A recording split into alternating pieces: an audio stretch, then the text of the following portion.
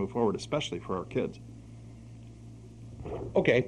Do you think that the city of Taylor really needed a new fire station, courthouse, and a bridge over I-94? Well, the city of Taylor had little to do with the bridge over I-94. MDOT chose to do that. The city did participate to the tune of about $500,000, borrowed money, I might add, part of that $200 million in debt. But that was really an MDOT decision, and MDOT paid most of the bills. It's a nice visual, certainly not necessary, but attractive.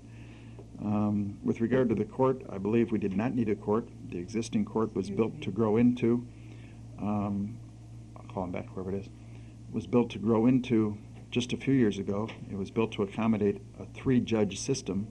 Taylor does not have 3 judges. We still have the 2, so it was, more than adequate in my opinion. I think what the real need was, they've grown the appointed staff at City Hall so much they wanted to be able to grow City Hall into the court, and that's the reason they abandoned the current 23rd District Court, which is 10, 12 years old, and of course have built the larger, newer court. A spectacular facility, very expensive, maybe not needed, certainly not affordable at this time. In the case of the fire department, I think it's even more a case of way more than was required. They spent $10, $12 million to build a fire station. In effect, what do? You got half dozen people hanging around waiting for the bell to ring, and for the most part it's just a large garage building to park vehicles in. You don't need a $10 million garage building, particularly at a time when there are so many other problems: debt, high taxes, problems with the school system, and so forth. The taxpayers, we the city, the school system, all serve the same master, and that master is the voter. Okay. What can Taylor do to move in more businesses into the city that may actually help the economy grow in a little sense? Well, a variety of things. First of all, talking with the business community and understanding what their needs are. Working to meet those needs in a variety of ways. Potentially tax abatements, potentially getting taxes under control. One of the major expenses, give or take, whatever your business is, give or take 80% of your cost is going to be related to personnel, fringe benefits, and things. The next largest single chunk probably has to do with taxes. That's something the city can impact. And if we're elected and reelected to office, it's our intent to try to get a handle on the taxes, which will go a long ways toward attracting and retaining business. Retaining business right now will be a major goal, because a lot of businesses are leaving. We have lots and lots of empty storefronts.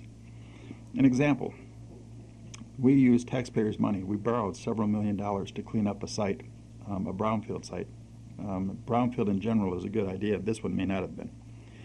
We spent millions of dollars to clean up a brownfield site so that we could attract a Walmart to move to Taylor. I'm not knocking Walmart by any stretch, but my concern is, because we didn't plan it, maybe we didn't think it all the way through, we attract Walmart. Walmart comes in, Walmart runs out of business, dozens of mom and pop operations. Now we've got dozens of vacant stores scattered around, and probably contributed to the closing of the super Kmart a mile or so down the road on Telegraph Road. So we spend millions of dollars to subsidize the largest company in the world and run out mom and pop operations and close down the Kmart. So we end up with way more square footage in numerous locations, a vacant site, than the Walmart built as far as new site.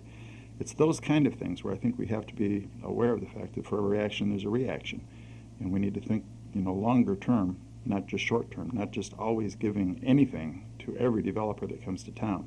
When we do develop, we need to force those developers to develop to a higher standard. An example, Southfield and Outer Drive, there was a VA hospital. They tore down the VA hospital and built a nice shopping center, nicely landscaped, nice brick, an attractive shopping center. Take a look at some of the new development in Taylor. It's not well landscaped. It's not particularly attractive. We can do better. We need to hold developers to that higher standard. Okay, and in closing, do you feel that Taylor needs more police officers, firefighters, and other city officials?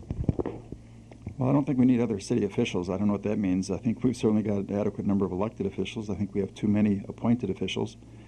I think probably the number of police officers is about right. I'm not sure you can ever have enough police and fire, with fire rescue and other things.